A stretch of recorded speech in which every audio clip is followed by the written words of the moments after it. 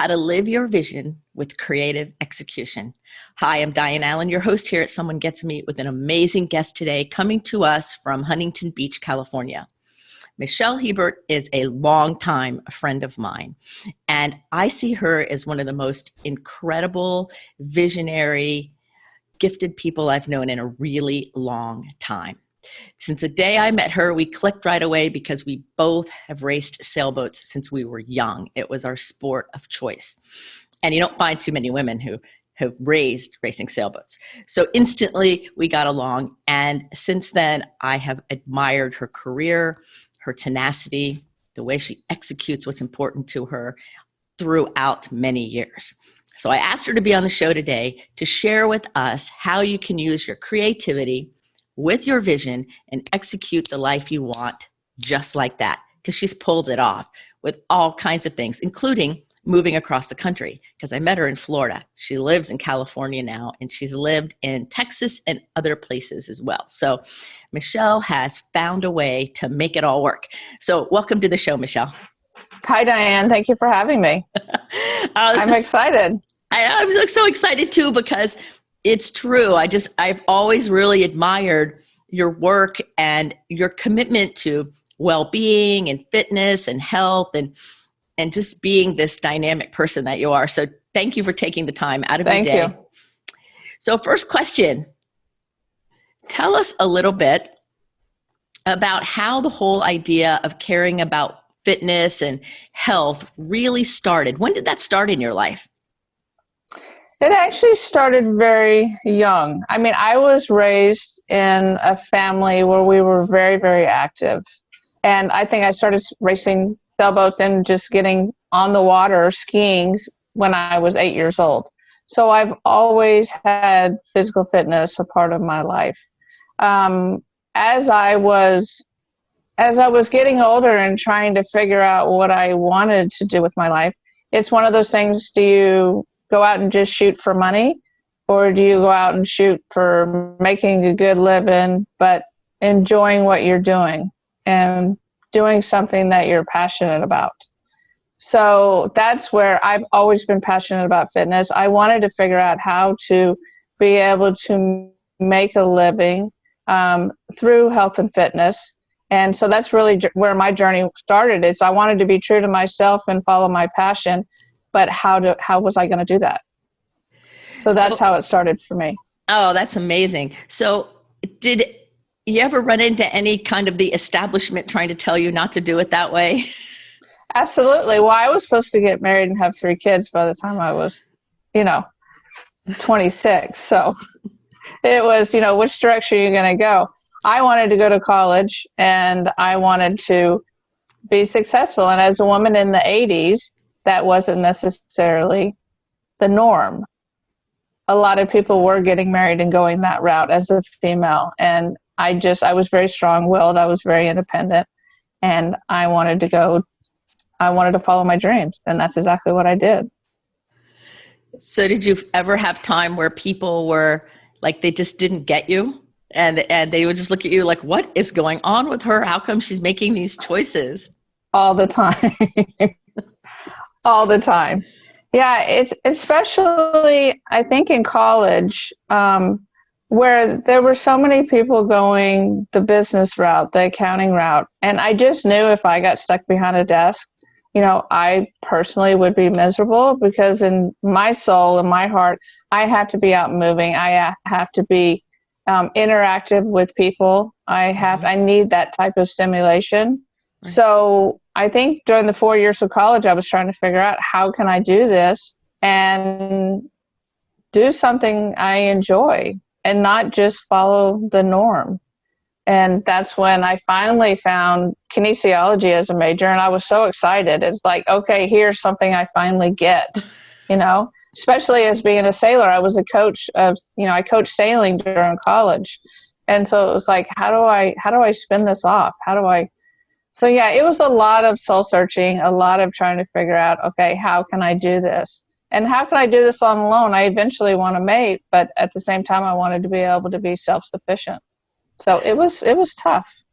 Well, and I hear you saying that you asked a lot of this, how can I do this question? So you kept open and curious and creative. And I think that that's probably one of the things that has created your success is that questioning toward where you want to go instead of that looking through the rearview mirror of, where have I been, or comparing yourself. Exactly. Yes, very much so. And I think as long as you continue to ask yourself these questions, I mean, we are always evolving. My career has changed several times, and that is really because I kept asking questions on, is this where I'm supposed to be? Is this the right for me in this moment? And is there more? And I believe there's nothing wrong for asking, is there more? There's nothing wrong with being, just not settled. And so that's one thing I've always done. Is there more? Always, right? Always. Yes. And I think that's where the creativity comes in. And not everybody probably knows what kinesiology is. Could you explain a little bit about the study of kinesiology and what attracted you to it for the listener who maybe doesn't know what it is yet? Yeah, kinesiology is a lot about the human movement. And so for me, kinesiology was in physical fitness. And a lot of people who get a get a bachelor's degree in kinesiology are teachers. And I did not want to be a teacher, even though I was a teacher in sailing. I wanted to take it further. So I got a master's in science and kinesiology. And so with that, it's just the study of human body. It's the study of exercise physiology, how the body works, how the muscles interact, how it works on a cellular level. It gets really deep into the intricacies of how everything, like in you raise your arm, there's about 30 muscles involved in saying hi. So what muscles are they, and how can you isolate those to have more effective blow? So that may be a crazy way to say it, but it's true. That's really cool. So I've heard kinesiology, I've heard all about, muscle testing. And I know a lot of people think kinesiology and muscle testing are the same. But from what you're saying, muscle testing and that kind of thing is a part of it, but it's not it. It's a part of kinesiology, probably more in exercise physiology, a spinoff of it. I did a lot of muscle testing in kinesiology, like I did a lot of testing on the golf swing, where we'd videotape it and we'd have you hooked up to all kinds of electrodes, and we'd see exactly what muscles were firing at what rate. And then also the oxygen consumption that you were using. And so, yes, it is a part of it.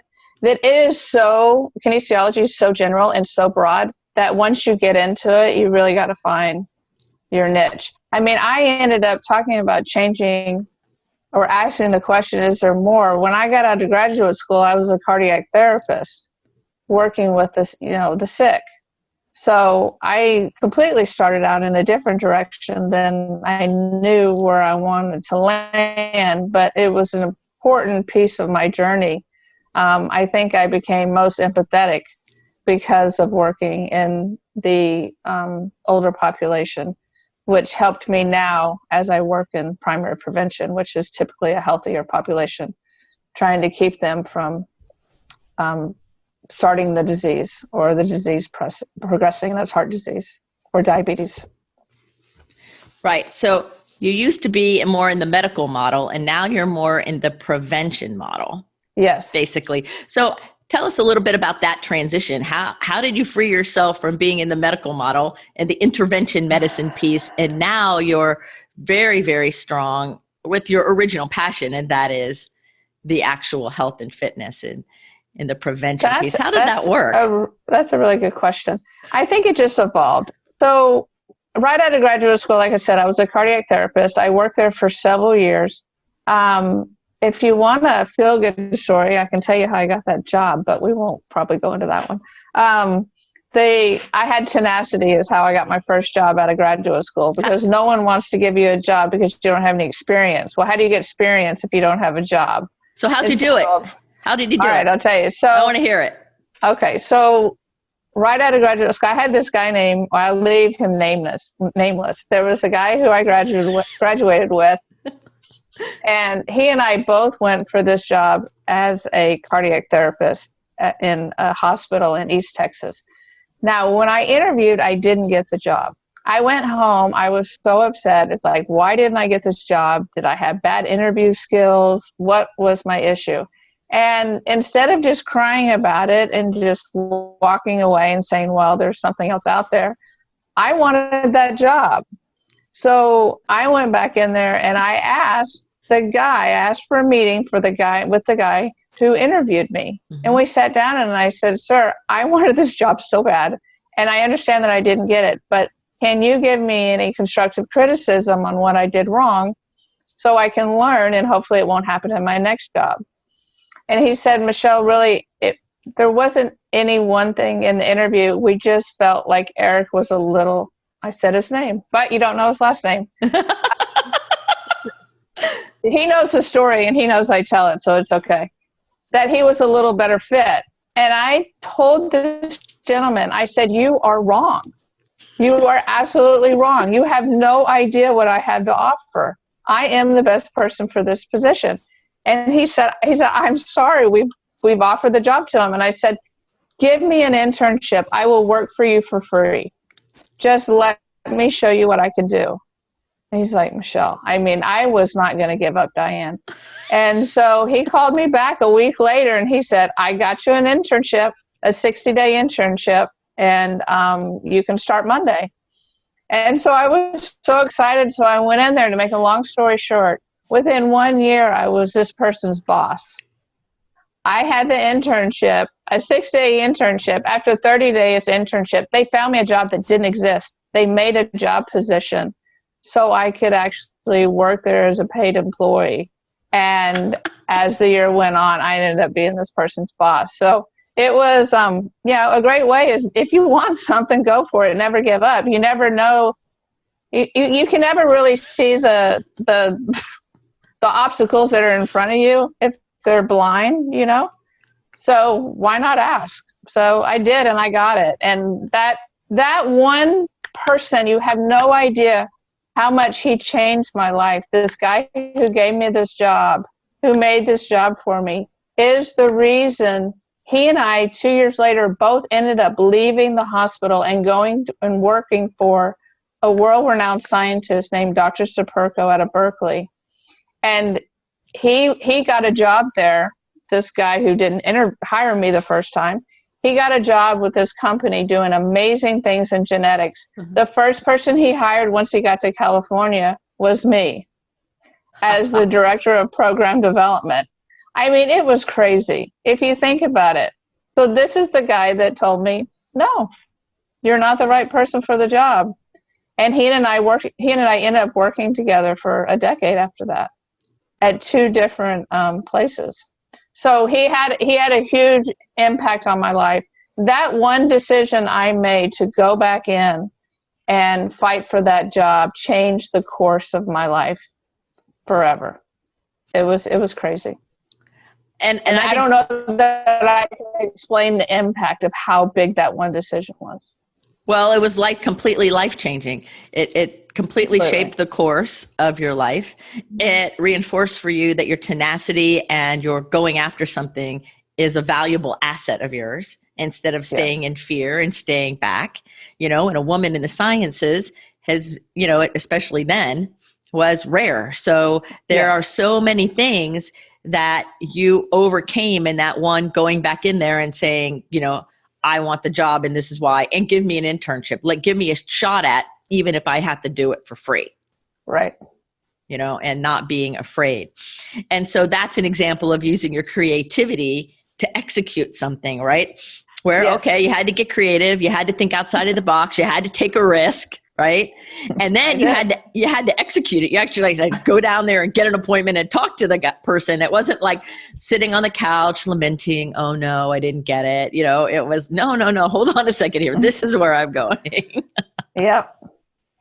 Yeah. It just, when I think back, I get chill bumps when I think about it, because it's like whenever I get a little down or I get discouraged, I think about those times, and I think about what I did and what it took. And it took a lot of courage. I'm going into someone who shot me down and to tell him he's wrong. And in my view, so, I do pull from that experience, and it's like, okay, Michele, there really is nothing you can't do. And it's kind of where I am today with my new mobile training business. I started this business on my own, and it's something that no one's even doing out here in Orange County. So it's kind of the same thing. It's just as far as if there's something you really, really are passionate about and something you really want to do, you do have to get creative and just trust yourself and allow yourself to make scary decisions and hope that you land on your feet. You almost always do if you're going into it with a good heart. All right. You have to have your heart aligned, and not just some random thing, but going after what your heart says. So tell everybody a little bit about this new iteration that's been going on for a while of what you're doing now in still the fitness industry and still the taking care of people, but not from a medical model, because you're not in a hospital now and you're not in all those things. Tell everybody a little bit about how the vision started for your current business and about it. Tell us all about it. So for once I left, and let me back up just for a minute. When I left the hospital, then for a decade, I worked in genetics, and genetics was that medical model of going out and working with cardiologists and helping them understand how to treat their patients based on their individual genetic abnormalities. Or genetic markers, I should say. So in working with that population, I really wanted to get out into so everybody, as we age, and I'm getting somewhere with this, I promise, Diane, everyone as we age is, if we have any disease processes, they're starting up, okay? And every year it can get worse and worse and worse. What I want to do, because I saw so many seemingly healthy people get sick, and the sick get sicker. I wanted to be able to go out and create a model to where I was catching it a little bit earlier and then hopefully slowing down any of the disease process they might have. So to start to date, what I was in is for the last several years, probably last 10 years, I've been working in gyms. And so I've been training as a personal trainer just in a gym where people come in, they hire whatever trainers on the floor, and you go from there. And I did that for a while, and it was rewarding. I love to do it, but I started to really kind of think about the background, think about all the people that weren't coming into the gym, because I heard story after story of, I'd say, hey, I'm a trainer at so-and-so gym. You want to come in? I can train you. And they're just like, I don't want to go in the gym. They're either self-conscious because they don't like something about their body. They don't like the grunting from whoever might be grunting, lifting heavy weights. They just the intimidation factor. They don't have time because of work. It's like, how am I going to work 10 hours a day that you have to work these days and then still go to the gym and do all these things? So time was a factor. Intimidation was a factor. There was a gazillion reasons why people had a reason why they couldn't go to the gym. And it was like, okay, this isn't working for me because you know me, Diane, I want to hit the masses, meaning I don't want to be stuck in a box saying that these are the only people you can see. It's like, no, that's not the case. Like there's a whole world out here that needs a trainer that just doesn't feel like they can get to one because they don't want to go in a gym. So that's where it all started. It's like, okay, I got to figure this out. So it's that same tenacity that you walked back into that hospital and said, no, you're wrong. It's like, no, I'm not getting stuck in a box. Exactly. 100%. Oh my God. I love it. Yeah. So I quit the last gym that I was at and said, okay, I'm going to start going to just the community here and seeing what people like to do. And so I started asking around. People like to work in parks. People like to work out at home in their backyard in the safety of their own privacy. People like to work out with groups. There's so many different things that, so working out, a big thing for me is working out should be fun. I'm not sitting over yelling at you, spitting at you at the same time, like, and making you miserable while you're doing this exercise program. What we're actually doing is we're laughing, we're carrying on, we're having a good time. And look, 45 minutes just went by and you got an amazing workout. Like, that's my goal. And so I went out talking to people, and what I decided to do was I'm going to buy a big van. I'm going to outfit this van with every piece of equipment you can imagine that you would need for an exercise program and for a creative program, meaning there's 100 ways to do tricep extensions to work your tricep. So I want all the different things to be able to do that, because I don't want to be stuck in, okay, you can only do it one way. So I filled up this van with all the state-of-the-art equipment. I hired a marketing team to figure out how to get this out there, and I started what is now called Emerge Mobile Training. And I go door to door. Today, for an example, I've already been to someone's house that I trained them in the backyard because COVID's going on right now. So I've been to a house. I've done a virtual session talking to you. When I get done talking to you, I'm going to someone else's house. I'm going to work them out in their backyard. And then I'm going to Seal Beach to train 2 women on the beach. So it really is, my day is filled with training people, but in a ton of different ways, because so that way, I can train them. It only takes 45 minutes. They don't have to drive somewhere. It doesn't take 2 hours out of their day. And I go to them when it's convenient for them. So yeah, it's working out fabulously. I love it. And it feeds into your creativity and that part of you that likes to be on the move and not cornered into a box, and right. Can expand and be able to say, okay, how can I help this person execute successfully in a finite amount of time in a creative manner, which is right up your alley. Yes. I love it. 100%. Yeah, it's going great. The whole, when COVID started, right now it's kind of interesting because the gyms are closed here in California. I'm not sure how they are in Texas, or Florida, I should say, where you are. But yeah, the gyms are closed. So now there's so many people that for sure can't train. So mobile training is a great option for them. And we wear masks. We train social distancing, and wear masks where necessary. I wear a mask. I don't make my client wear a mask when they're training. I stay far enough away that it's safe, because I feel like it's kind of hard to breathe in the mask. Mm-hmm. But if I'm going to get up close to them to show them an exercise or whatever, I have them put a mask on. So it works out really well. Oh, that's perfect. And when both people are kind of engaged like that, the flow is easier. So do you have a success story from maybe one of your clients from Emerge that started out in one place in their world, and then because of their working with you, they've achieved something, amazing, or something really great, or they hit their goal? Like, do you have one of those kind of cool stories? I do. I tell you, one of my, and this isn't going to sound probably not even where you're going with this, but it's what sticks out in my head. Mm-hmm. One of the best stories that I have so far, that I could not stop crying. And those are the feel-good stories for me. If you're going to make me cry, it's something big just happened. Right. And because I don't cry a lot. My daughter complains all the time that I'm not a crier. And, but yeah, this time it got me. I hired someone who was a good 175 pounds overweight. Mm-hmm.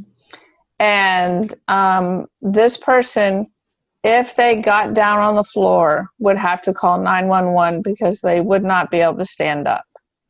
And so when I went in to help this person, it was just about staying alive for this person.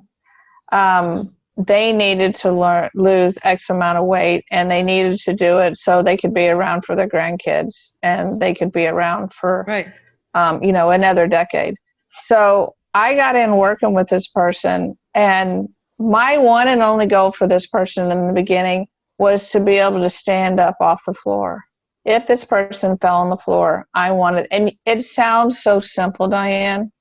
It wasn't simple.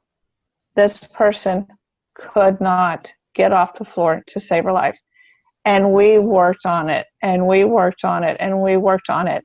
And the day that I had chill bumps talking about this, Right. I'm video recording it, and I'm like, today is the day. She had lost a large amount of weight, and I got her legs to the point where they were strong enough that I knew she was still severely overweight because she was just that obese.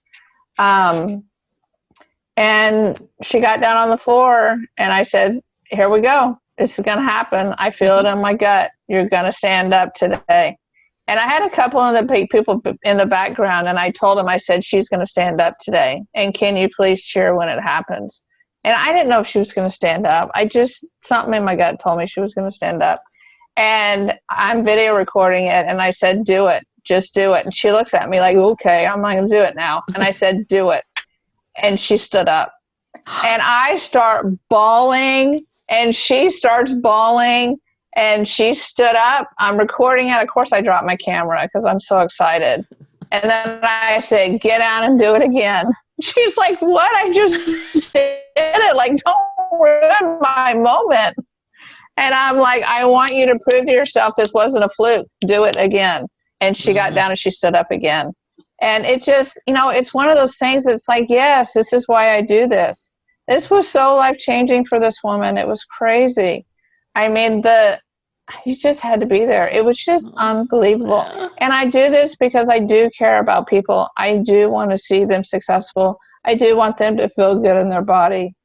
And you froze for a second. So, yeah, so that was that's one of those moments that, I just got a little teary-eyed telling you that. That was one of those moments that really stood out for me. And it just seems so simple. It's not like this person went off and ran a triathlon. I mean, that's not what we were going for. We were just going, I just wanted her to be healthy and to add some years. And she's healthy today. This was 7 years ago. So, yeah, I do have a lot of stories, but that was the one that really was a tearjerker for me. Well, it's really powerful because a lot of people think when they think of training, it's the athlete or the person who's going to go do a competition or all of those kinds of hard body things. When really it's what you effectively did was you set her up to be able to save her own life. Right. And to me, that's what it's about, and so of course you were crying. Yeah, and it was ridiculous. You said it well. I do have people that I train that are just trying to get larger muscles or are training because they want to run, 10 miles in a certain time. I do have those clients, but I would say the majority of my clients, and maybe it's just because you attract what is that saying? You attract what you, I can't remember. Anyway, I'm drawn to this type of population in their body. It may be there may be some muscle limitation. There may be some physical limitation that they don't like in their appearance. But there may be they have diabetes and they want to be able, or hypertension, and they want to be able to turn the diabetes or get rid of the hypertension. Like, something there that they need to improve, and instead of just getting bigger muscles. And this is the population that I have the most clients in, and where it's the most fulfilling for me to see someone lose 50 pounds, which I've done that, and to see somebody. There is a gentleman that I'm training right now, and he has 2 small kids, and he's had hypertension for a while, and we just wanted to try to get rid of that hypertension. And so, hypertension causes heart disease and everything. And this gentleman's in his 30s. And the other day, this is probably a month ago, I went and took he was really dedicated, working out 5 days a week, 3 days a week with me, and then 2 days a week doing homework, meaning doing exercising on his own and reporting it back to me. And we took his blood pressure, and he was 170. 120 over 70. And so his blood pressure was absolutely perfect. And so he no longer had hypertension. So, I mean, that kind of stuff is huge. Mm-hmm. To stop having hypertension in your 30s and to know that the possibility of not even having heart disease and being there for a long life for your kids, that's what it's about. Oh, absolutely. And and that's what health is all about. I always say health is not the absence of sickness. And it's about having your body function in a way that serves you and whatever it is that you want to do with it over time, which is what you're doing with people. And I think it's amazing that you're doing things in person and also virtually. So if anybody's listening to you now, they can contact you through your website and hire you. They can hire you. Yes. Yes, we have. Absolutely. Yeah, I definitely do in person and virtual. And virtual is kind of fun because, you'd amaze what I can make you do, Dianne, on the other side of that screen when you have a couple of weights in front of you. And so, yeah, the virtual sessions actually go really well and people are having great success with it. So if they can't get out and get it, actually exercise in person, virtually seems. I was a little worried about it in the beginning. It's like, can I really give them a good workout through FaceTime or Zoom? And the answer is yes. They get a fine workout. So I think that all of your education in kinesiology and body movement and the science part of it and the genetics part of it and all of those things, in my mind, when I think about how you can keep executing your vision in a creative way and yet changing all the different pieces of it to stay aligned with yourself, it puts you in a unique category for people, because a lot of times people do want to positively affect their health and more than just their muscles, like either, diabetes or hypertension, or like I had a car accident 5 years ago and it took quite a bit before I could walk, and I'm still not totally out of pain. And it was all the exercise people that figured it out, that didn't just want to, keep doing shots to stop the nerves or something. And I'm like, well, we won't be doing that. And so I think there's so much value for your clients because you have the guts to follow your heart and follow what's important to you and execute it, or you wouldn't have created this business. Right. I appreciate that. And, you just brought up something really important that I think we should touch on. You brought up your car accident. And, a big part of this, and I always tell the story for people to know about me. Another big part of this that I didn't even mention of why I got into this is my own limitations that when you look at me, you don't see. And 20 years ago, I was hit head on by a drunk driver. And I personally am in chronic pain today. I have pain every day. But if it wasn't for my being fit and being constantly, moving, I would not have recovered like I've recovered. I've had 3 spinal surgeries over the last 10 years. In the last 2 years, I had a cervical fusion, C5 through C7, and actually 2 years I had 2 fusions, and I had S1 to L4 fused. And both of those surgeries, I was back training my clients within 4 weeks. Most people are still on a cane in 4 weeks. So most people are still in bed for 4 months. 4 weeks, 1 month, I was back with, some limitation. I was back training my clients, and it was because of being physically fit and also just being stubborn. So there was no way I was sitting in that bed and be bedridden for months on end. The doctor said, be very, very, very, very, very careful. But yes, if you don't pick up any weights and you let them pick up themselves, you can tell them what to do in your neck brace or in your back brace. So, and that's what I did. It's like, I got rods all up and down my spine from my head to my back, lower back. And physical fitness has saved my life. And yes, I'm in chronic pain, but I would be in way more pain if I wasn't keeping myself fit. And I'm not a person, you can only see me from chest up, but I'm not a person that has like these huge muscles. I'm just lean. And you would say, you know, I'm 52 years old and I don't have a lot of body fat, and I eat right, and I have muscles where I need muscles, but I'm not like this big, you know, those trainers that just have muscles coming out of their ears. That's not what I want to be. So I'm physically fit, and that is what makes me happy. And so, you know, I train people for whatever type of body type they want. But I think it's so important for any physical fitness. It's like when you work in a hospital, you see, and it's sad to say, but you can look at a patient before they go into surgery, especially heart disease, and know if they're going to make it out or not, looking at them and by knowing their history. And what physical fitness can do in your life is it's just things that you don't even think about as far as things that you can overcome. I would not be the person I am right now. There's no way, with as many rods as I have in my back, if I didn't stay fit.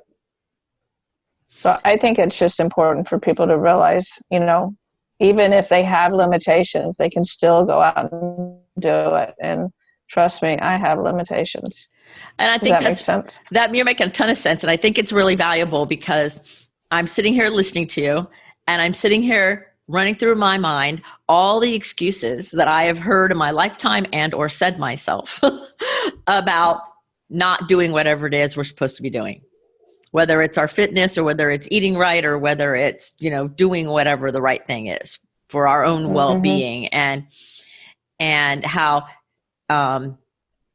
it's so important, especially now with, you know, all this COVID stuff and everything else, to keep ourselves fit and healthy as best as we can, even when we have limitations. It's funny because I've had real trouble with my back since this wreck, and I'm kind of like you in the sense I'm very tenacious. I just keep going. I'm going to find the solution, and I'm going to keep on moving, and you're not stopping me. And now I walk my dog for 2 miles every morning, no matter how much pain I'm in. I don't care. We're going. It's just the way it's going to be. And over time, it's less and less and less because I keep my body moving, you know, and I'm pretty much the only time I'm not hurting is if I'm on a sailboat, because it's moving. It's not hard ground. And it makes it so that I get actual relief for a period of time. Other than that, when I'm on land, it's it's usually tricky. But keeping moving really helps, and I think our attitude helps. So what do you think is a really effective winning attitude? If somebody's listening to you right now, and maybe they have excuses in their mind, or they're trying to debunk what you're saying, or they're curious and go, "Oh, maybe I should hire her. She's got the science background, and she'll know what it's like to be in pain because she has it." And maybe they're for the first time considering letting someone in their life because it's very intimate, right? What would you say to that person? Just as far as if they were excuses. For me, how important is your health to you? You've actually frozen. Okay, I can see now. To me, it's hard to say that generally, because what I do is I sit and I listen to the person, and I get to know them as a person. I get to know what's important to them. I get to know if they have grandkids, if they have children, if they live alone, if they have a partner, what's important to them. Once I know something about that individual, the motivation is very easy to talk about because you make it personal, you know? So for you, Dianne, if you tried to, you know, give me all these excuses underneath the sun of why you can't work out, I would say to you is, how important is racing? How important is sailing to you? How would it feel to you if you could never get on that boat again? If you could never sail again? Because that's a real possibility with somebody with back injuries. If you don't stay limber, and especially with that boom, I mean, the thought of the boom hitting you, it's like you need to make sure that you have a strong core and that you're active and that you can do the things that you love to do. So for you, it's like, how important is sailing, you know? you need to stay in shape, and you need to be able to be at a pain level that's manageable to you so you can get out on the water. And it's fantastic to hear that the water, because the boat's moving, does give you some relief.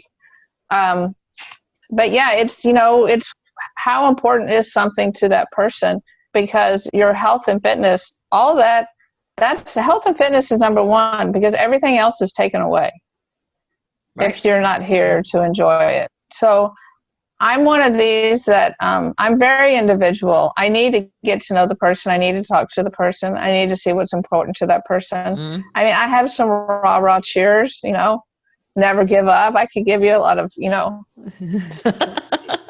quotes. But what it's really about is understanding everybody as who they are as a human being, right, and what's important to them. And then I can kind of direct them in.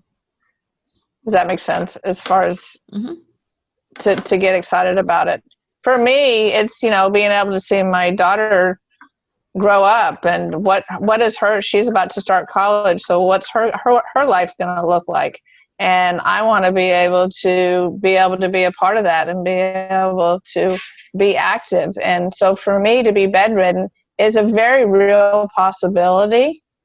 And so if I don't work hard on what I'm doing, that is a wheelchair is a part of my future. And so I have to work really hard and staying fit so I don't end up in the wheelchair, and I can, see all the exciting things I'm supposed to see in my future. I hope that answers your question. Yeah, it answers my question perfectly. It's perfect. So I have another question. I have lots of questions because it's fascinating listening to you. But when you sit here today and you look back to the Michele in college, starting to okay, asking all those how questions, how do I do this? How do I make this work? How do I go and trying to find your way? And you look back to the younger Michele and you just kind of gaze over this wonderful path. What would you say your most profound lesson is that you take forward? What was my most profound lesson as at that age? Well, when you look back over your career and over this, creating something from your vision and executing it as you go, what's the biggest lesson that you'd like to share that comes to mind? What comes to mind is you are enough. You are enough, is what comes to mind. And that is something that I didn't believe a lot, especially in my college years. I didn't believe that I was enough, and I didn't believe that I was enough or good enough. And I had to keep pushing forward and believing and loving myself to know that I was enough. And it may sound, like you are enough. That's more like on a spiritual or emotional level, but it really ties into everything that I do. As long as I believe that I am enough, and then I have enough to give to the next person. Because it can be exhausting day in and day out. You're giving yourself all day long to other people, and you have to, fill up your own tank. And to know that I'm enough fills up my tank, and it allows me to do what I need to do. Oh, that's perfect. So what do you do to take care of yourself? What do you do to fill up your own tank? Obviously, you stay fit. Boating. Is there anything else? Boating. Boating and my family. So I have a great family. I have a partner. I have a daughter, and we have a good family life. So, and then I have my parents are still around, thank God. My family is real important to me, and that's what I do to fill up my tank. Yes, you have a great family. I have a great family and good brothers, sisters-in-laws, nieces and nephews. And so I think family is so important. And that's, if you ask me what does my life revolve around, it's family and work. Family and work, family and work. And boating. So family and boating and work. And family, boating, and work, or boating, work, and family. Different days it changes order. Right. They just keep flipping based on stress level, weather, what I feel like doing. Exactly. Hormones. Yeah. Right. Oh, that's hilarious. So if somebody's listening to you and they're like really excited about what you're having to say and they're like, yeah, but I don't know how to get started. What would be a good step one for somebody if they say, I really need to improve my fitness, and they're not going to hire somebody yet, maybe, or maybe they're thinking about it, and just a little small step they could take to see that there's hope for them? Well, besides just calling somebody, I mean, to me, that's always the step one. Mm-hmm. I talk to people all day long that I don't end up training them for one reason or another, or I send them to somebody else because maybe they needed more of the nutrition before they needed the exercise. So maybe I send them to a nutritionist.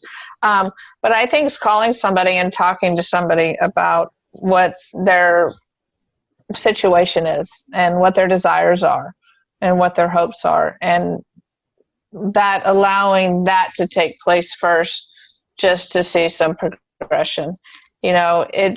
It's the reaching out is the hardest to do. So that goes with so many things. Yes. So it's like, okay, I know I need to do this. I know I need to do this. You see that commercial on TV, whatever it is, you need to do that. Pick up the phone. Pick up the phone. Literally, pick up the phone. So it's call that person. And anybody can call me for any reason. It's health and fitness related. And I'd be happy to talk to them about it. And if I can't help them, I can point them in the direction of where they need help.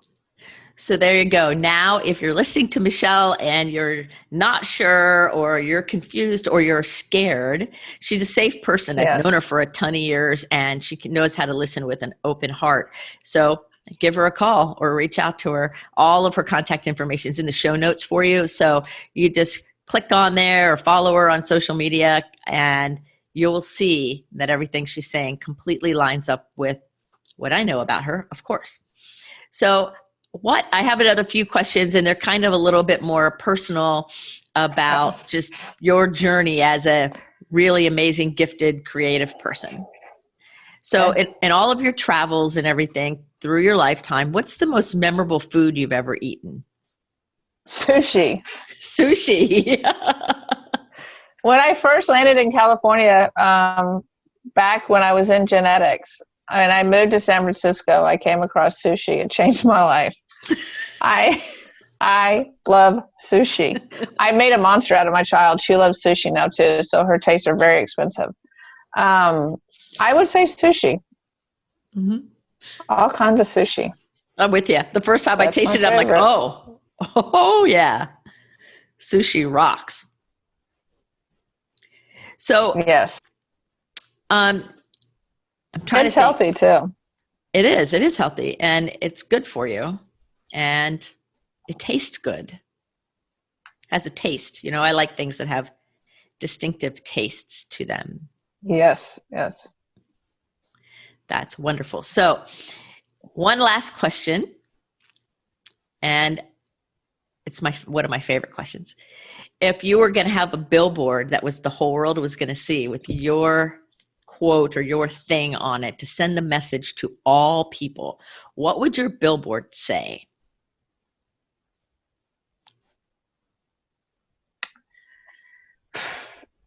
If it had to do with fitness, my billboard would say, "Are you punishing your body for what it isn't?"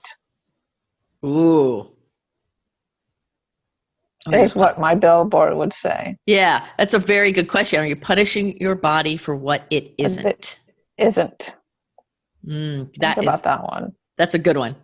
That's one of my favorites. That's one of my favorites right out of the gate. Not that I'm surprised at all coming from you. So we covered a lot of ground, and I could talk to you forever.